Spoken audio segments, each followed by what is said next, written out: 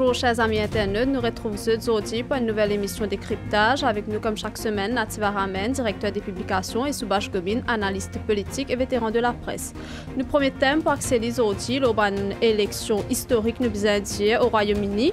Van travailler s'il remporte la majorité absolue et qui nous renverse ses conservateurs après 14 ans de règne. Qui nous capable de retenir de ça, Nad? Bonjour Shelley, bonjour Soubash, bonjour amis internautes. Ça qui nous a retenir chez lui, c'est qu'ils ont été refait un virage à gauche. Donc, mon travail reprend pouvoir après 14 ans de règne des Tories, des conservateurs. Nous trouvons que la révolte contre le gouvernement, les différents gouvernements, les 5 premiers ministres du Parti conservateur, une révolte bien affirmée. C'est pas Justesse qui, par exemple, Rishi Sunak, qui réussit personnellement ce siège, mais la plupart des figures de proue du Parti conservateur, ils tombent dans Karokan. Et qui ça a montré, c'est que bread and butter issues matter a lot, ils comptent beaucoup pour les électeurs anglais. Notre système de santé est complètement emballé, le temps d'attente pour gagner soin à ça qui jadis, c'est un prestigieux fleuron du système de santé publique, NHS. Aujourd'hui, vous attendez plusieurs mois, bien plusieurs années pour avoir un rendez-vous avec un docteur en Angleterre. Nous avons aussi le pouvoir d'achat qui est tombé et beaucoup d'Anglais, des familles de plus en plus nombreuses, besoin de l'aide avec une banque alimentaire pour les caves manger à faim. Pour Maurice Shelley, ce qui est intéressant, c'est que le nouveau Premier ministre, Keir Starmer, est un human rights lawyer. Et nous comptons ceux qui est là depuis tout le temps avec la Grande-Bretagne, depuis nos indépendances. Ça tourne autour de la question chagossienne et qui devient de plus en plus un human rights issue parce que nous avons des racines depuis un endroit que nous sommes nés et une fait une fausse exil et aujourd'hui, ils ont encore la guerre là, même si le cours de justice est tranché. Donc, il y a un problème qui est bien résoudre au niveau politique et diplomatique. Et le nouveau Premier ministre, en raison de sa formation de Human Rights Lawyer, capable d'accorder un regard neuf, mais plus attendri, avec beaucoup plus d'empathie pour les Chagossiens qui sont exilés, pour Maurice qui est quand même une besoin démembrer une partie de ce territoire avant l'indépendance. Soubash, tu causes un petit peu l'impact qui Rassemblement national en France capable de l'Oban mauricien. Quel impact le travail est capable de l'Oban mauricien? Bon, on connaît comme Nadvek fait ressortir le nouveau Premier ministre AML, il très porté le human rights, etc. Donc, je pense, moi, que les Mauriciens, bien sûr, pas prendre la pression les autres, comment on va dire, ça peut passer ailleurs avec le gouvernement de droite. Et aussi, d'après moi, pas si, mais il est capable d'avoir un impact positif au départ, right away. Le ban chagossien qui perd l'Angleterre actuellement, surtout dans la région de Crawley, quand ils peuvent dire une accommodation pour vivre, un travail, parce que déjà, ils sont là-bas comme citoyens britanniques. Donc, je pense, moi, que le gouvernement travaille là, il est capable un peu plus sensible au sort de ce ban chagossien qui est là-bas. Maintenant, sur la question de Chagos même, dans l'océan Indien, souveraineté, etc., ça, nous pas qu'à aventurer nous, parce que vous connaissez, il y a différents partis politiques en Angleterre, mais ce qui nous appelle l'establishment des bureaucrates et l'establishment des militaires, ils poursuivent une autre qualité politique, ils ont une autre qualité de stratégie. Donc ça veut dire que demain, Starmer téléphone Pravin Jagnat, dit, look, young man, I'm going to give you back the Chagos Archipelago. Je ne sais pas comment ça peut dérouler de cette manière-là. Maintenant, Nadine mentionne National Health Service tout à l'heure. Et dit vrai, ça, à un certain moment, c'était le meilleur service de santé dans le monde entier. Ça, c'était un modèle. Mais il y a une semaine ou 2 semaines, on trouve photo, une madame peut dormir à même le sol d'une casualty dans l'hôpital en Angleterre. Donc, Angleterre est bien reculée ces dernières années. Et donc, finalement, un ras-de-bol. Mais il y a d'autres affaires qui intéressent les Mauriciens. Moi, je pense qui intéresse les Mauriciens, c'est le cheminement d'une femme qui est moitié mauricienne, mais qui est un grand leader d'un parti conservateur. Il s'appelle Suella Braverman. Suela, à vrai dire, son nom c'est Shuelen, parce que ce moment, c'est une admiratrice actrice américaine là, sa histoire Dallas, mais la bande professionnelle veut dire Shuela. Donc Shuela, nous connaissons qu'il est plus extrémiste que beaucoup de dirigeants conservateurs, il est très porté l'immigration, tout ça là, et c'est sûr et certain qu'il Shuela pour un bid pour devenir le leader du Parti conservateur. Donc nous, comme Mauriciens, nous vous inquiétons quel sera le cheminement de cette femme-là. Et une fait qu'elle est aujourd'hui, il remercie les gens qui votent et en même temps, il présente excuse à les Britanniques. Il dit excuse nous conservateurs, nous les autres down. Voilà. Et par rapport à mon élection en France, nous avons le second tour dimanche. Quel est le scénario qui est possible? Bon, en Angleterre, on trouvait que l'extrême droite, il gagne 5-6 sièges pour le moment là. Donc Nigel Farage et Lily anti-immigration. En France, on trouvait que l'extrême droite est beaucoup plus fort. Il dépasse donc 30% dans tout le sondage. Et c'est clair qu'ils peuvent faire le prochain gouvernement, mais pas connaître seulement si vous avez une majorité absolue, comme on travaille si on fait gagner en Angleterre, ou vous avez une majorité relative, quand vous avez là, travail avec les autres partis dans l'Assemblée pour le prochain gouvernement.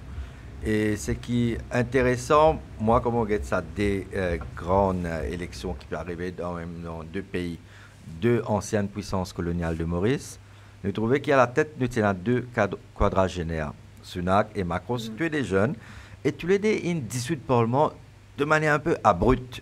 Régis Sunak, tu as un automne.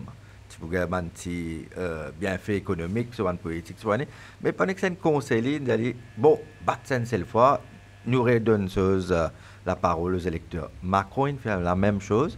Aujourd'hui, Dimon est très en colère avec Emmanuel Macron, qui fait une dispute Parlement, qui s'en a écouté parce que ce même Premier ministre, ce même ministre même, pas d'accord qu'il y ait une dispute Parlement sans consulter les autres.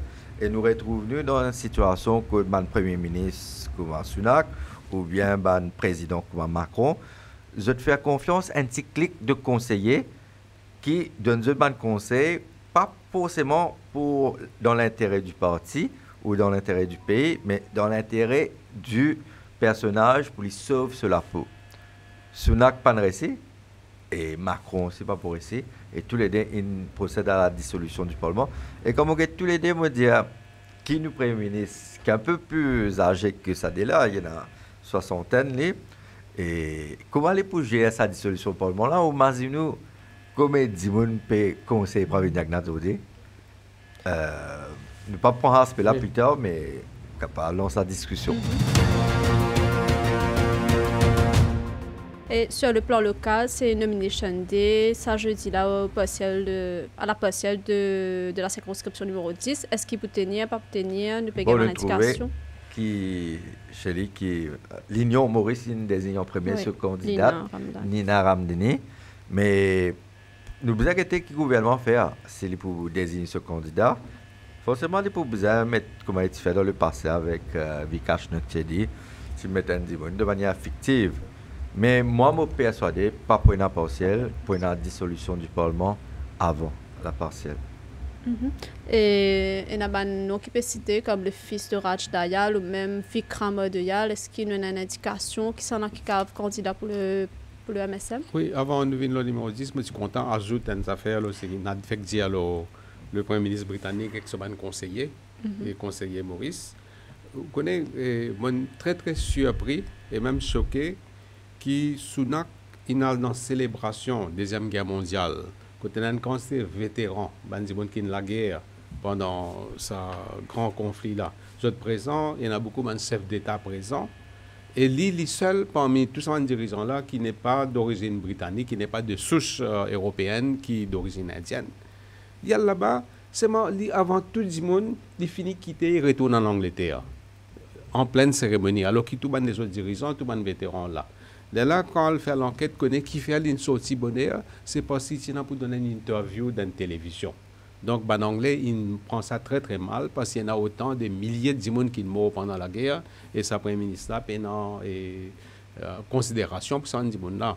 Mais si nous faisons un parallèle à Maurice, je ne peux pas croire, moi, qui Pravin Jagnat qui fait une erreur pareille, moi pas quoi moi. In all fairness to him. Donc voilà, nous là, c'est nous revenons au numéro 10. Ouais, il y a une possibilité qui le fils de Dayal pour candidat et maintenant moi pas tellement partage l'opinion de Nad à l'effet qui pas pour un partiel là. Moi quoi capable non, mais capable non aussi, you never know. Avec la situation. Donc, dans ce cas-là, MSM, d'après moi, il peut aller, il peut mettre ce candidat. Et là, s'il prend une élection, mais pas pour une élection, mais si pour une élection, et ça, d'ailleurs, là, pour candidat. Et moi, je pense qu'il part avec un bon standing dans ce côté, un bon asset dans ce côté, parce qu'il est non ce papa. Mais c'est pas oublié que ce papa est.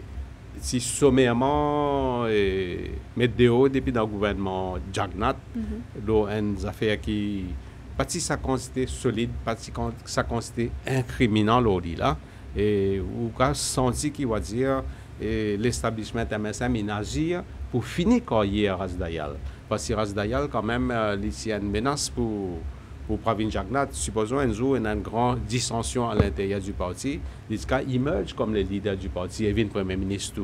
Donc, il casse sa carrière. Donc, nous, d'un coup, comment ce garçon pour débrouiller. Et il faut aussi savoir qui MMM travaille pour faire. Est-ce qu'ils ont mettre candidat, mais ils ont mettre candidat, ils ont ça pour donner l'indépendance. Ils vont dire qu'on est comment ça pour dérouler. Mais si vous permettez-moi, je crois important que, sinon dans l'éventualité qui Soubache peut dire, capable pour l'impartiel, les là, dissolution automatique par le 21 novembre, les là, MSM, capable jusqu'à mai 2025. Oui, exactement. Ça qui Soubache peut dire. Ce qui m'a dire, oui. Ce qui m'a dire, si MSM sentit qu'il est capable de perdre l'élection générale, mais qu'il fait besoin de perdre l'IASTR là. Plutôt il perd si on va dire reste au pouvoir jusqu'à l'année prochaine. D'accord. Après l'année prochaine. Mais c'est pas ça qui nous peut trouver le terrain, c'est que nous trouver et on a beaucoup l'empressement pour boucler le projet. Oui. La case NSLD, semaine nous trouver la flyover dans Terreuse. Donc capable de peut trick nous. Souvent, nous trouvons une affaire qui est pareil, intéressante. comment c'est fait en 2019. Oui, ça peut dire nous, élection pour venir. Et travailler, c'est même pas pour mettre candidat. Et là, c'est pour gagner l'élection. Là, c'est pour rouler jusqu'à 2025. Oui, exact. Les carrés, sa manière-là. Donc, il faut considérer tous les scénarios possibles. Oui, donc ça, c'est souvent ce qui veut dire. Moi, je maintenir qui élection pour ça l'année-là. De baguetter, hein. Mais presque à la veille des élections, c'est un scandale qui nous peut trouver, notamment une turbulence à la CWA. Nous peut trouver un différent, comment dire, entre Gelé Jonga et Prakash Mantoura. Tout à fait. Il y a le cas de Emmanuel Macron et de Rishi Sunak qui est un petit groupe de conseillers. Mantoura, c'est dans Inner Circle. Et Zodi nous trouvait qu'il y a manifestement un problème qu'on écoute réponse de Gelé Jonga qui peut donner plus poids à Chief Internal Auditor. Alors, ce qui m'entoure, peut-être ce rapport-là, il peut un rapport correct parce qu'il peut venir casser les reins d'un contracteur qui partit dans sa programme interne de la CWA, c'est un contracteur externe qui peut gagner beaucoup de casse. Et lui, quand il empêche ce contrat-là, il fait beaucoup d'ennemis. Et aujourd'hui, ce ennemi-là, aujourd'hui, même, il peut insinuer, ou bien nous pouvons comprendre quand nous pouvons écouter Gelé Jonga, qu'il y a une différence d'approche fondamentale entre Gelé Jonga et Prakash Mantoura. Souvent, nous trouvons MSM faire ça. Ils mettent un CEO faux, après ils mettent un ministre ou un chairman. Là, il n'y a pas besoin d'être à veiller ça. Chacun veille les autres camarades en eux-mêmes. Et nous pouvons trouver ça, vous pensez, CWA, assez vous avez été qui veille pourquoi là-dedans.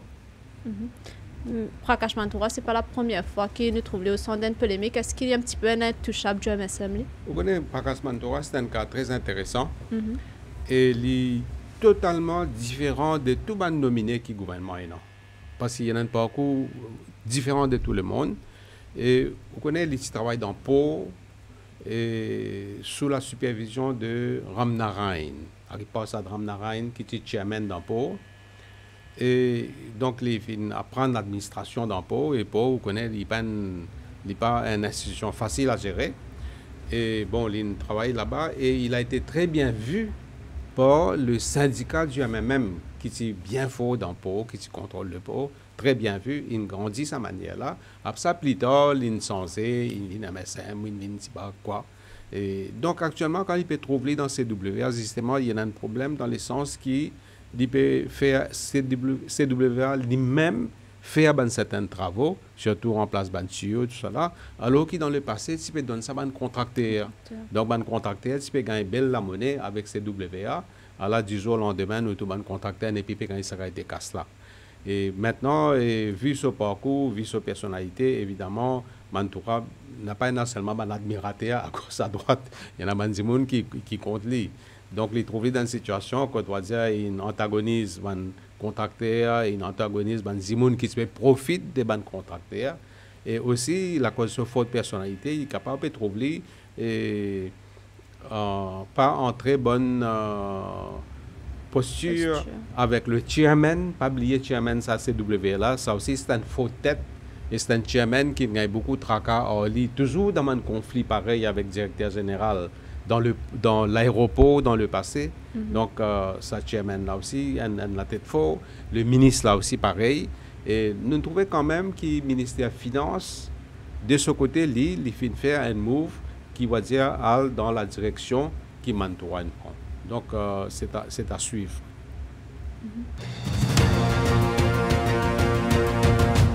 Nous reprenons le thème. C'est un thème que nous finissons de discuter lundi, mais que nous pouvons répondre aujourd'hui parce qu'il est pour l'agenda. Au Parlement, c'est le financement politique.